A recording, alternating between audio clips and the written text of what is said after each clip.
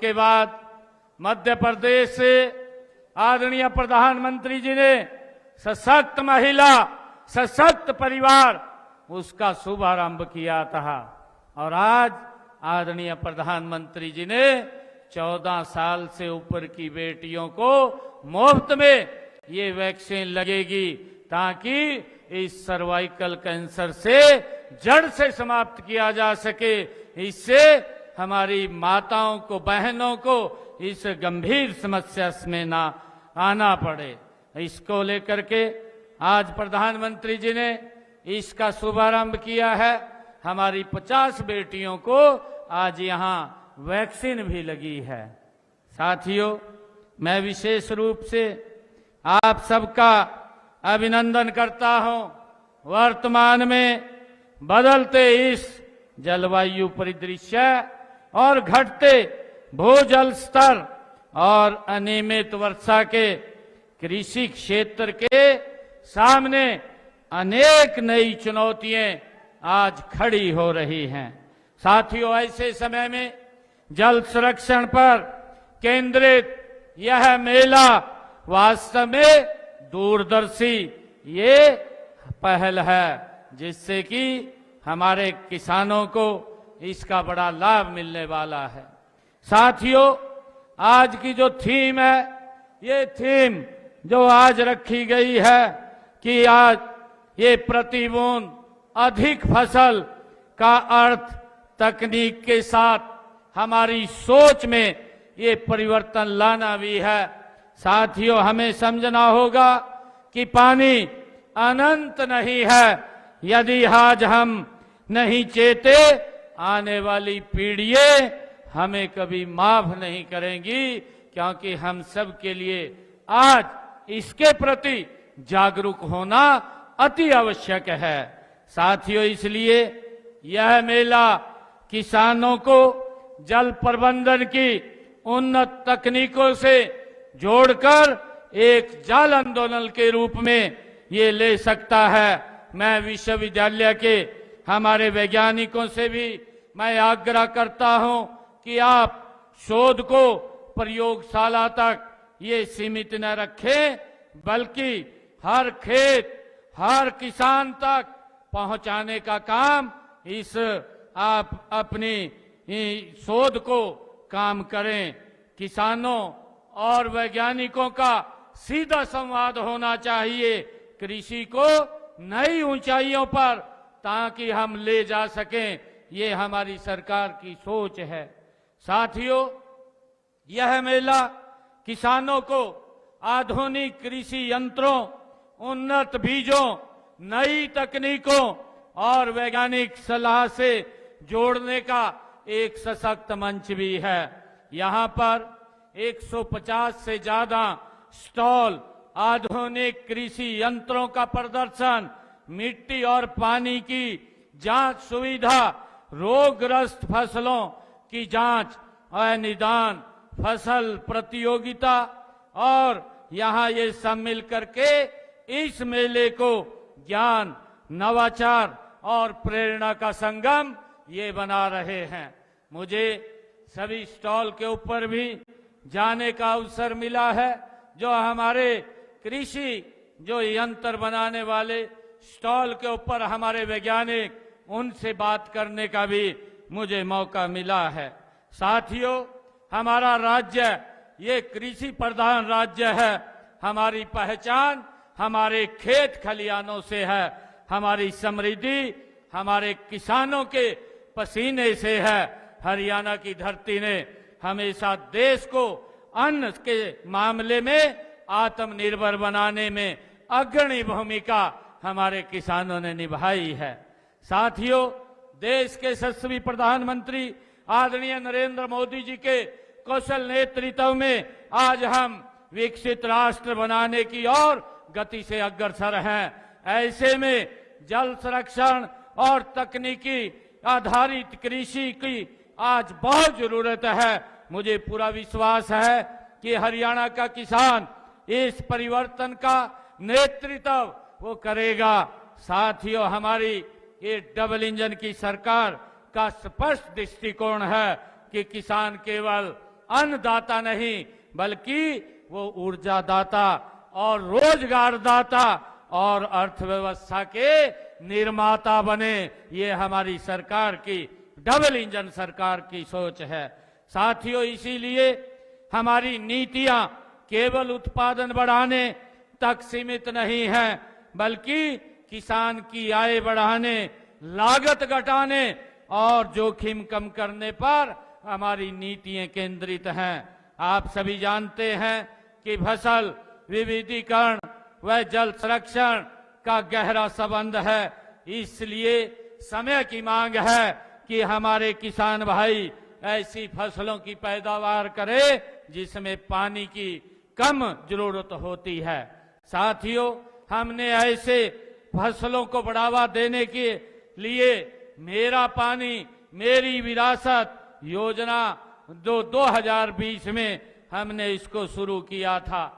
साथियों, इस योजना के तहत वैकल्पिक फसलें लेने, खेत खाली छोड़ने वाले किसानों को 8,000 प्रति एकड़ के हिसाब से वित्तीय सहायता दी जाती है और इस योजना के तहत 2,20,000 एकड़ में धान की जगह वैकल्पिक फसलें बोने पर किसानों को हमने हरियाणा प्रदेश के अंदर 157 करोड़ रुपए की वित्तीय सहायता वो दी है, जिन हमारे किसान भाइयों ने अपनी फसल को धान से दूसरी फसल बोने का काम किया है।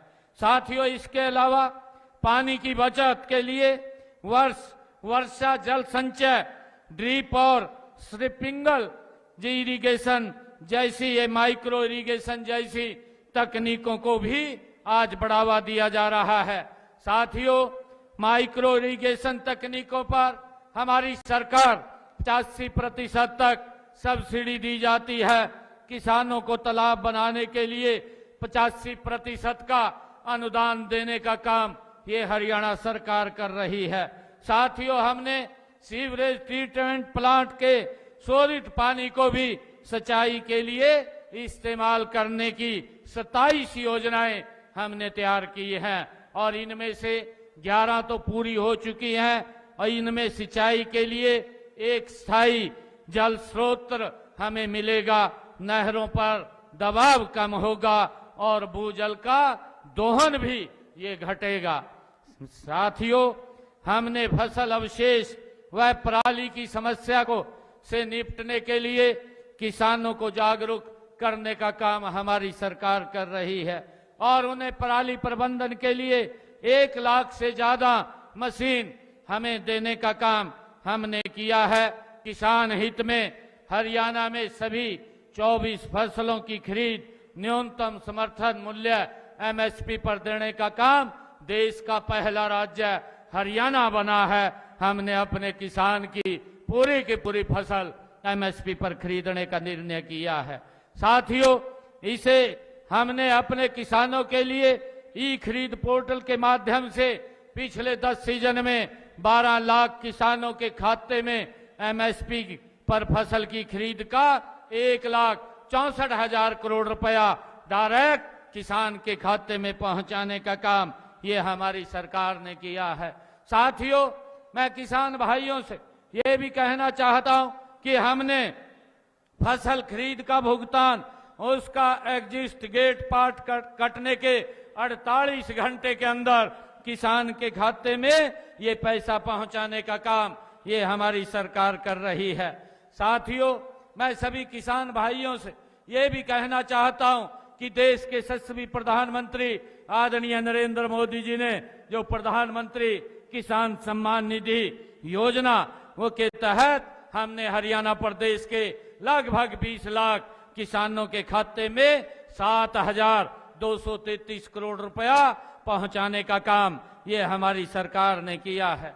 साथियों, मुझे ये भी बताते हुए कि मेरे हरियाणा प्रदेश के किसान की अगर फसल का खराबा होता है उस खराबे के मुआवजे का भी जो प्रधानमंत्री फसल बीमा योजना है के क्लेम के तहत हमने हरियाणा प्रदेश के अंदर लगभग 15,500 करोड़ रुपया हरियाणा प्रदेश के किसान के खाते में पहुंचाने का काम किया है।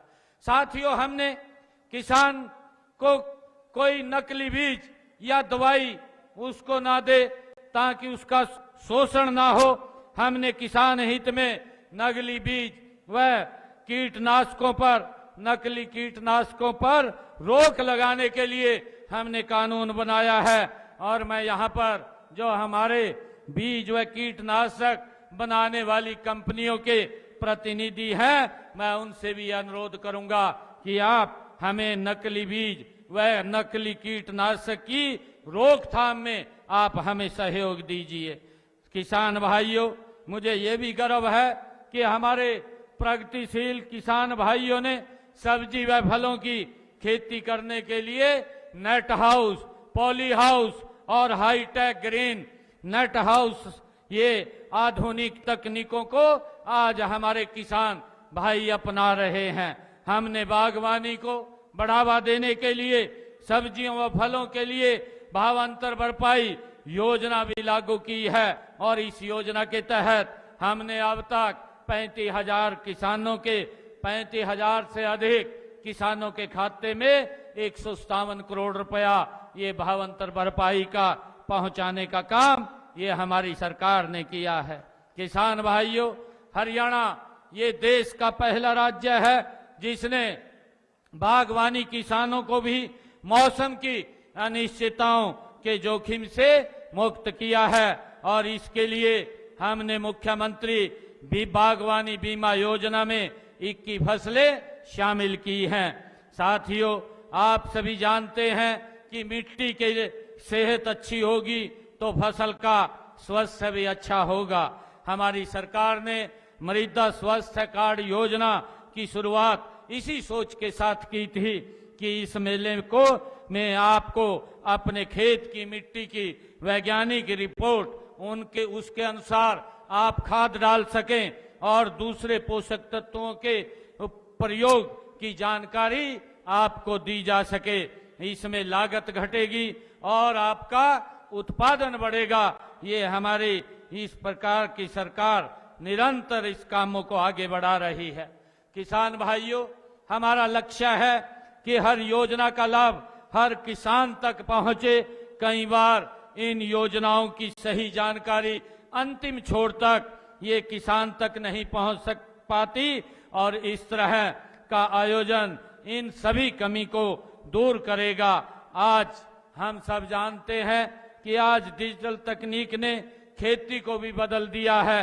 हम ड्रोन, रिमोट सेंसिंग और एआई आधारित जो हमारी निर्णय प्रणाली है और डिजिटल खेती जैसे नवाचारों आप किसान भाइयों तक पहुंचाने का काम ये हमारी सरकार कर रही है।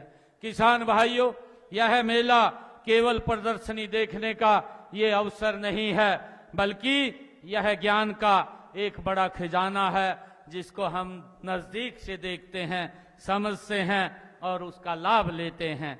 साथियों, मैं आपसे अनुरोध करता हूं कि आप यहां से जो भी जानकारी आप लोगों को आपने यहां से खेती में जो मिली है उसको अपनी खेती के लिए उसका उपयोग अवश्य करें।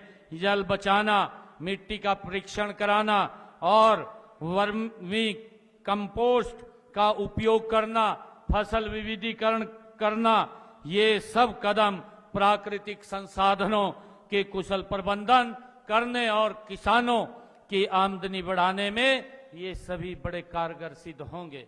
साथियों, मैं ये भी कहना चाहता हूं कि हमने पारदर्शी खरीद प्रणाली, समय पर भुगतान और डिजिटल प्लेटफॉर्म के माध्यम से किसानों को सशक्त बनाने की दिशा में भी हम गति से काम कर रहे हैं।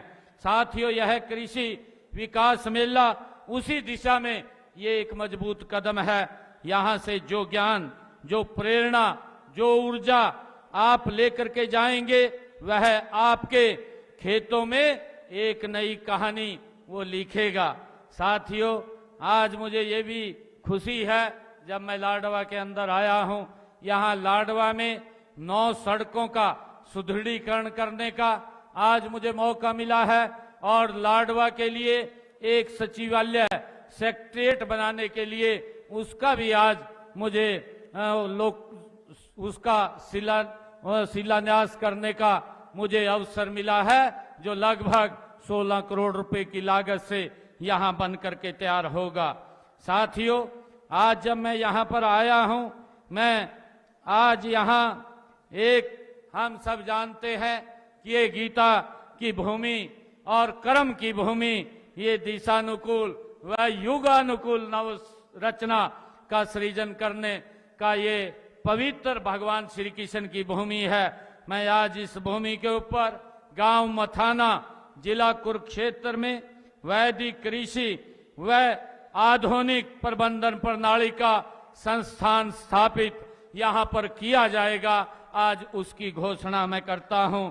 यह संस्थान लगभग 10 एकड़ में बन करके ये तैयार होगा और इसकी देखरेख चौधरी चरण सिंह हरियाणा कृषि विश्वविद्यालय हिसार के तत्वाधान में ये कार्य करेगा। यह संस्थान कृषि व ग्रामीण अंचल में उद्यमिता का भी एक प्रेरणा स्थल बनेगा। साथियों, आज मैं एक और ये घोषणा करता हूं कि हमारा जो ये कैथल, डांड, कुरुक्षेत्र, पीपली से यमुनानगर, लाडवा, रादौर के रोड को सुदृढ़ीकरण और इसको 4 लेनिंग बनाने की भी मैं घोषणा करता हूं। साथियों, यह 152D एक्सप्रेसवे और NH44 नए अंबाला श्यामली एक्सप्रेसवे को के साथ भी ये रोड जुड़ेगा और मजबूत होगा, जिससे कि हमारे इस क्षेत्र के किसानों को भी, आमजन को भी इसका बड़ा लाभ मिलेगा, क्योंकि इसका बड़ा इसमें योगदान वो रहने वाला है। साथियों, मैं एक बार फिर चौधरी चरण सिंह हरियाणा कृषि विश्वविद्यालय के समस्त वैज्ञानिकों, आयोजकों और कर्मचारियों को इस सफल आयोजन के लिए मैं बधाई देता हूं। मुझे पूरा विश्वास है कि यह कृषि विकास मेला हरियाणा की कृषि नई दिशा देगा, किसानों को नई आशा का संचार करेगा और जल संरक्षण के संदेश को ये घर घर तक पहुंचाएगा। आप इतनी संख्या में आए हैं, मेरी माताएं, बहनें, हमारे किसान भाई इतनी संख्या में आए हैं। मैं पुनः आप सबका बहुत बहुत आभार, आप सबका धन्यवाद करता हूं। जय हिंद, जय भारत, जय भारत मां।